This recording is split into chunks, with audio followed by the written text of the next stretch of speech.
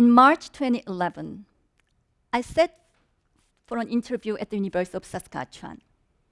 I was a Korean-born academic with 2 master's degrees and a PhD.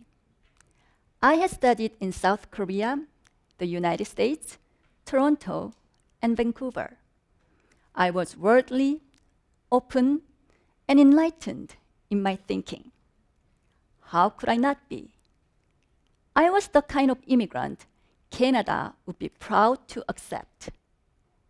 How could I not be? Saskatoon, I thought in March 2011, would have to accept me. Except I was kidding myself. Today, I'm going to assume that everyone in this room is Canadian or living in Canada. And if you are, then I think it's also safe to say that you may be among the Canadians who take pride in our open immigration policy. You may celebrate diversity as Canada's most significant strength. You have reason to feel that pride.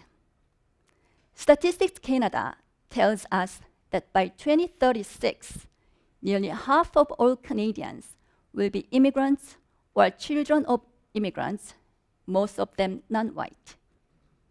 Most recently, some of us may have sponsored Syrian refugees and supported their families to reunite with their loved ones here. Canada deserves to be known around the world as a country that embraces diversity and welcomes people from all over the world with open arms. How could it not be? Unless we are kidding ourselves. In January 2017, as evening prayer ended at a mosque in Quebec City, a man inside opened fire. In a violent, hate-filled rage directed at Muslims, this man killed 6 worshippers and injured 19. This is an extreme case. We are not gunmen with murderous intent. And yet, for the first time in 40 years, the majority of Canadians want government to limit the number of people who cross our border. These Canadians worry immigrants will take jobs, be a burden on the social system. They also worry there may be too many non-white immigrants, and they will increase violence and social conflict. As much as we want to say we embrace diversity, we still want to live within our own comfort zone at the same time.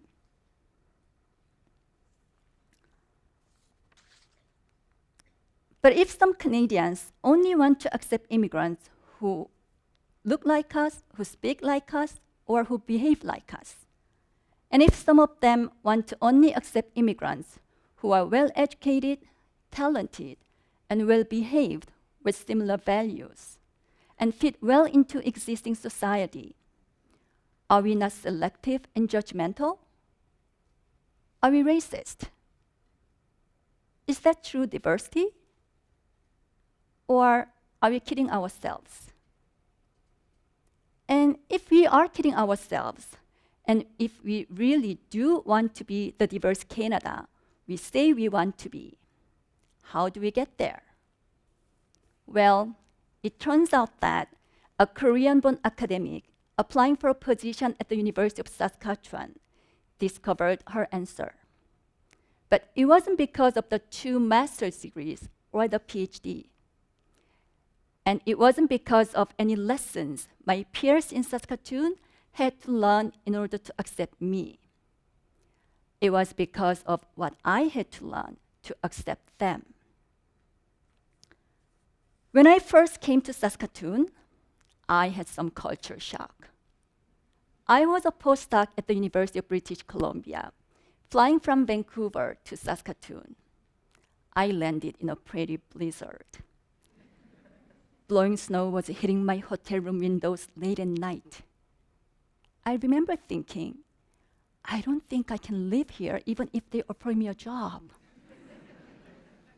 The first morning I woke up in Saskatoon, The sky was crystal blue and the sun was shining. I was shocked when they told me it was -40. I was shocked again when one of the interviewers said, "Oh, I walked to work this morning. It only took me 40 minutes." I secretly wondered if he was joking. I didn't know anyone who'd walk 40 minutes in -40. I took the job because they convinced me that I've already experienced the worst possible weather in Saskatoon. One January morning the next year, I was scraping ice off my car to go to 8:30 a.m. class. Because I've never done that before, I had to wake up early. It was dark and very cold, and it took a long time for me to scrape that ice. I was miserable. At work, things were not easy. I was one of the 2 Asian faculty members hired in my college. Most of my colleagues were from Saskatchewan. None of them were in my official field. We didn't have a lot in common. Some of my classes didn't go well either. Most of my undergrad students are from rural Saskatchewan, where they have very few people who look different from them. When I heard my students saying, "I grew up on a farm in a small town in Saskatchewan," or "My favorite food is my grandma's homemade soup," or "I love homegrown beef," it felt almost surreal, and I didn't know how to relate to them. I felt we had a different idea about what it means to be a good teacher, a good student, or a good teaching. I had lived in Canada nearly 10 years before I moved to Saskatoon, but I felt as if I became a newcomer for the first time in my life in Canada. Nothing seemed to go right. I felt very uncomfortable, both professionally and personally. I seriously asked myself, why am I doing this? So at this point, you might think I'm about to tell you that the people around me were treating me poorly, that they didn't understand what I was going through, that they didn't accept me, that they were afraid of me. And perhaps, to some extent, this is all true. But what I eventually realized was quite different. I realized I didn't understand them. I didn't accept them. I was afraid of my students. I admit I even looked down at them occasionally. This diverse bunch of Western Canadians who walk to work in -40 and raise their own beef and still eat grandma's homemade soup. This diverse bunch of Western Canadians who hadn't traveled the world, but who didn't mind that at all. They cared about family, about the family farm, and about their Canadian roots. What I was seeing as a limitation, a narrow view, they saw as a strength. As much as they were judging me, I was judging them. As uncomfortable as they were with my values and beliefs, I was uncomfortable with theirs. As close as they were to my way of seeing the world, I was close to theirs. And I think now that to some extent, we all are. Let's go back to this idea that immigrants take jobs, that they are our burden. Is it true? Did you know that in 2017, nearly 6 out of 10 permanent residents who were admitted to Canada came in the economics class, not in the humanitarian category? Did you know that about 40% of those economic immigrants settled outside of Toronto, Montreal, or Vancouver, where most Canadians do not want to move to take jobs? Did you know that international students and visitors contributed over $31 billion to the Canadian economy in 2016 and 2017? In fact, Without immigrants, Canada is not able to meet its labor and population shortages. Without immigrants, refugees, and international students, we are unable to grow the Canadian economy. These facts might be hard to accept if you already believe immigrants take jobs or a burden.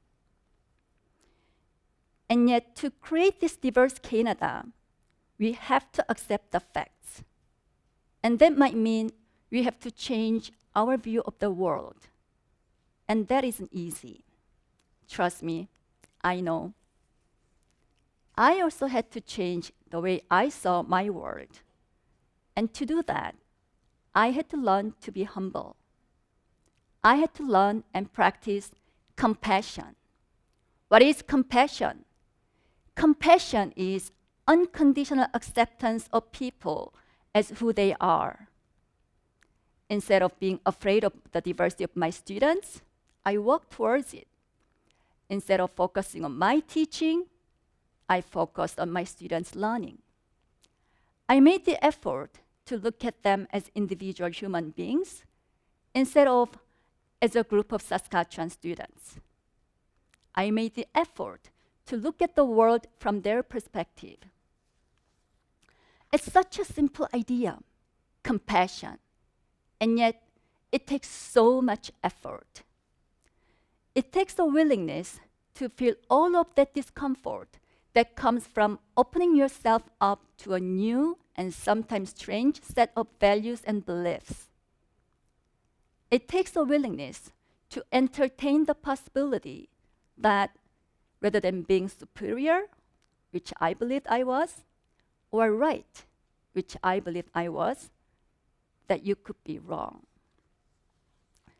Today, compassion is serving me well. I have grown. My world expands. My life becomes fuller with every new set of students.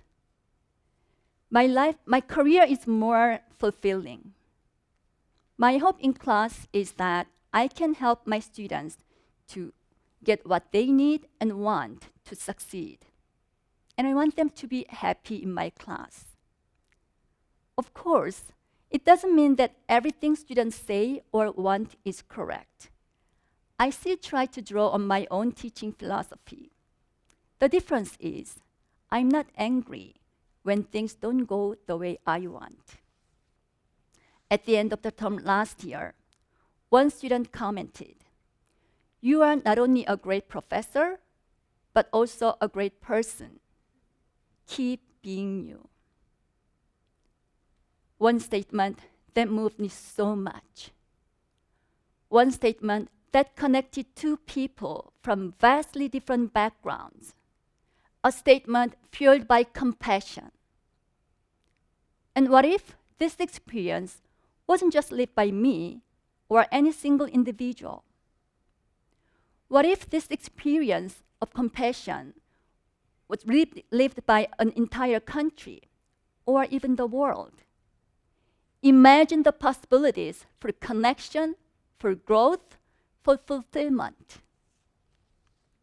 Now, I believe that everyone fears the unknown. I feared it.